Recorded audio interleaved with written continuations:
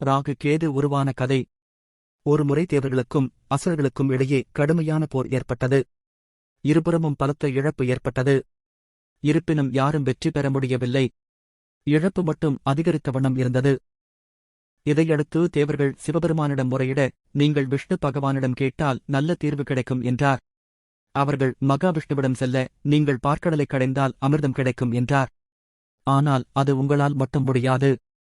அசுரர்களின் பலமும் சேர்ந்தால் மட்டுமே சாத்தியம் என்றார். தேவர்கள் அசுரர்களிடம் இதை சொல்ல அவர்கள் ஒப்புக்கொண்டனர். பார்க்கடலை கடைந்து அமிர்தத்தை எடுத்தனர். ஆனால் அசுரர்கள் அதை தேவர்களுக்கு கொடுக்கக்கூடாது என அமிர்த கலசத்தை அபகரித்தனர். அசுரர்கள் அமிர்தத்தை அருந்தினால் சாகாவரம் பெற்று அவர்கள் மேலும் பல கொடுமைகளை செய்ய ஆரம்பித்து விடுவார்கள் என நினைத்த விஷ்ணு மோகினி அவதாரம் எடுத்து அவரின் அழகால் அசுரர்களை மயக்கி இருவருக்கும் அமிர்தத்தை பிரித்துக் கொடுப்பதாக கூறினார். ஒருபுறம் தேவர்கள், மறுபுறம் அசுரர்கள் இருந்தனர். தேவர்களுக்கு மட்டும் மோகினி அமிர்தத்தை கொடுக்க, அசுரர்களுக்கு வெறும் பானம் கொடுத்தார்.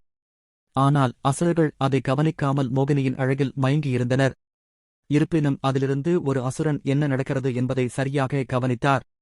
அவன் தேவர்களைப் போல தன்னை மாற்றிக்கொண்டு தேவர்கள் பக்கம் சென்று அமர்ந்து அமிர்தத்தை பருகினான்.